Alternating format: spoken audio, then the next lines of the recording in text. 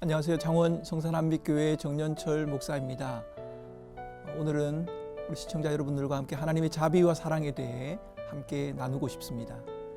우리 구주 하나님의 자비와 사람 사랑하심이 나타날 때에 우리를 구원하시되 우리가 행한 바 의로운 행위로 말미암지 아니하고 오직 그의 긍휼하심을 따라 중생의 씻음과 성령의 새롭게 하심으로 하셨나니. 세상에서 가장 어려운 일이 무엇일까요? 어린 왕자라는 책에는 사람이 사람의 마음을 얻는 것이 가장 어렵다는 내용이 나옵니다. 사람 마음을 얻는다는 것, 이것은 결코 쉬운 일이 아닙니다. 그런데 사람의 마음을 얻는 것만큼이나 어려운 또 한 가지 일이 있습니다. 그것은 바로 사람을 변화시키는 일입니다. 바울은 오늘 본문에서 가장 힘들고도 어려운 일, 곧 사람의 변화에 대해 기록합니다. 이전엔 어리석고 순종하지 않고 온갖 정욕과 행락을 일삼던 사람들이 이제 새 사람이 되었습니다. 무엇이 같은 변화를 가져온 것인가요? 바울은 디도서 3장 4절에서 이렇게 말합니다. 우리 구주 하나님의 자비와 사람 사랑하심이 나타날 때에. 하나님의 자비와 사랑이 사람에게 놀라운 변화를 가져온 것입니다. 하나님의 자비와 사랑은 바로 인간, 여러분을 향한 것입니다.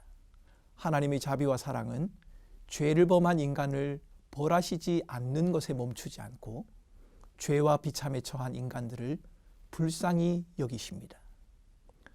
바울은 하나님의 자비를 인자하심으로 표현합니다.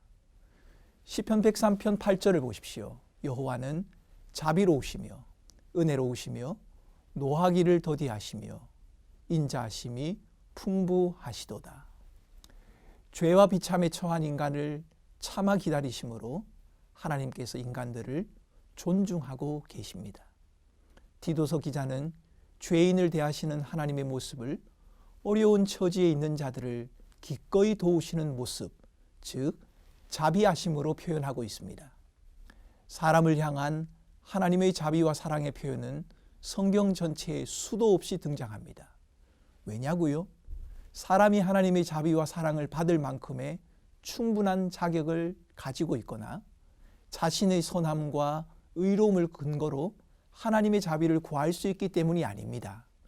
하나님의 자비와 사랑만이 우리들의 유일한 소망이 되기 때문입니다.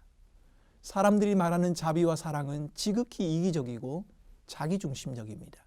하지만 하나님의 자비와 사랑은 그렇지가 않습니다.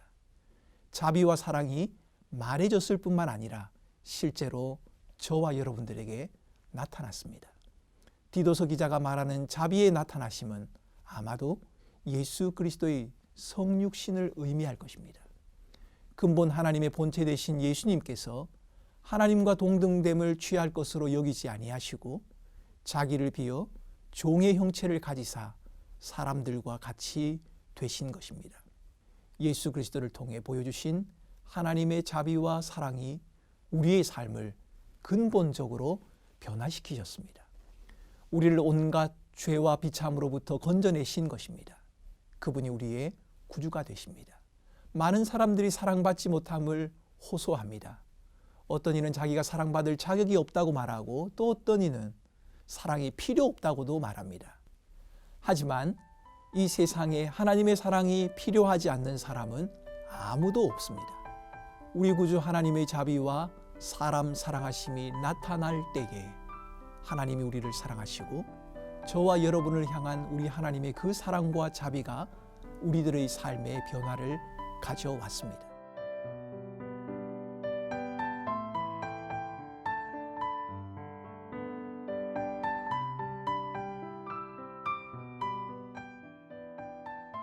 예수 그리스도를 통해 보여주신 하나님의 자비와 사랑이 죄와 비참에 처한 우리를 변화시킨 것입니다. 그래서 오늘도 내일도 우리는 그 하나님의 자비와 사랑을 힘입어 살아갑니다. 우리를 향한 하나님의 자비와 사랑은 지금도 여전히 변함이 없기 때문입니다.